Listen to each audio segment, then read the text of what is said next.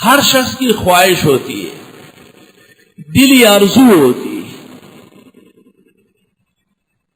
کہ ایک عالم سے، ایک بزرگ سے، شیخ سے، مرشد سے کوئی وظیفہ ملے۔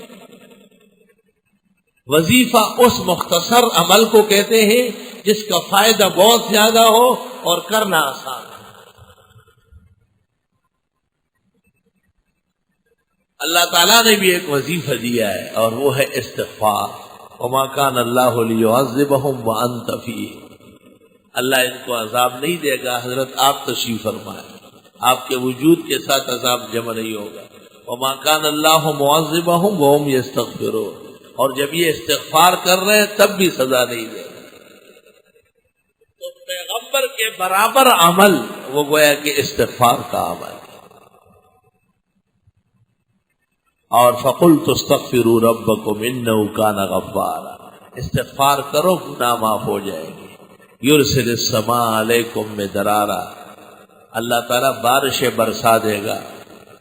وَيُمْدِدُكُمْ بِأَمْوَالٍ وَبَنِينَ، مدد کر دے گا مال اور بیٹے دے کر۔ وَيَجْعَلْ لَكُمْ جَنَّاتٍ، اور باغات دے دے گا۔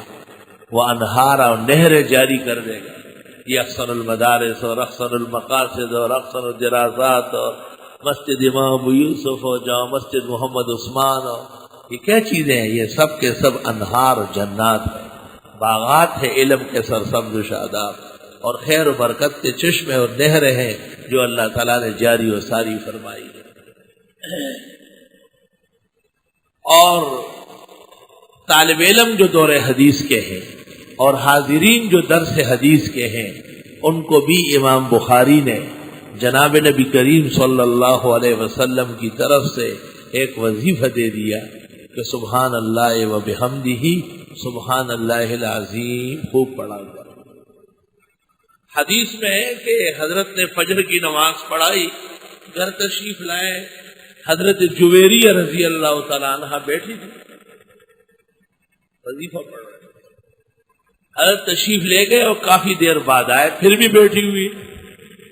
تو حضرت نے فرمایا کہ جویریہ آپ اس وقت سے جو بیٹھی ہے اب تک بیٹھی ہوئی ہے؟ ہاں۔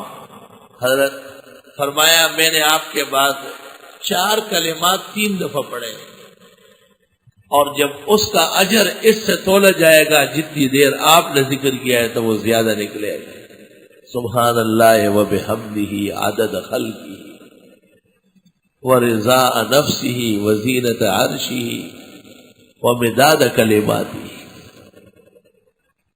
ابراہیم علیہ السلام نے شب معراج میں جناب رسول اللہ صلی اللہ علیہ وسلم سے کہا امت کو میرا سلام کہے، اور ان کو کہے جنت میں بہت ساری زمین خالی پڑی ہوئی ہے، اس میں بیج لگانے کی ضرورت ہے۔ سبحان اللہ و بحمدہ سبحان اللہ العظیم پڑھا کرے، اس سے درخت لگتے ہیں باغات کے جنتوں میں۔ اس کے پڑھنے والا جب وہاں پہنچے گا تو بے حساب لمبے لمبے نہ ختم ہونے والے باغات ہوں۔ حدیث میں ہے جو یہ چاہے کہ قیامت کے دن اس کو پورا اجر ملے اور پیمانہ بھر بھر کے ملے، وہ مجلس کے اختتام پر سبحان اللہ پڑھے، اور جو شخص یہ چاہے کہ مجلس اس پر وبال نہ بنے، شرم نہ بنے، گناہ کا باعث نہ بنے، خیر اور برکت کا باعث بنے، وہ مجلس کے اخیر میں سبحان ربک رب العزت عما یصفون وسلام علی المرسلین والحمد للہ رب العالمین۔ امام بخاری رحمۃ اللہ علیہ بھی سبحان اللہ و بحمدہ سبحان اللہ العظیم کی حدیث لے آئے۔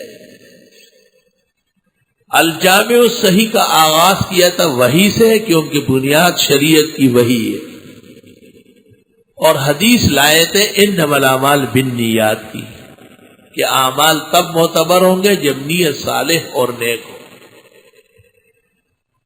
تو جس عمل میں دینی نیت موجود ہو وہ عمل کیا بنے گا؟ وہ وزندار بنے گا، ثقیلتان فی المیزان۔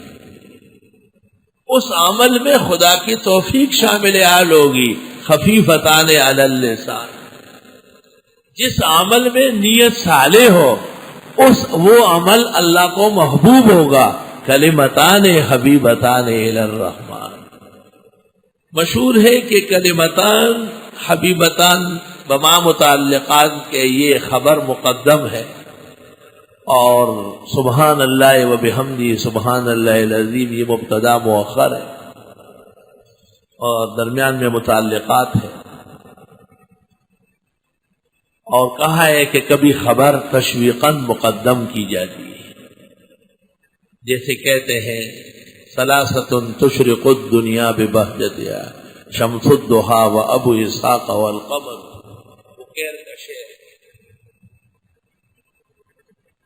اور محقق ابن الحمام رحمت اللہ علیہ نے کہا ہے کہ نہیں، ترکیب سازج ہے، وہی مبتدا ہے اور یہی خبر ہے، اور مزید پیچیدگیوں کی ضرورت نہیں ہے.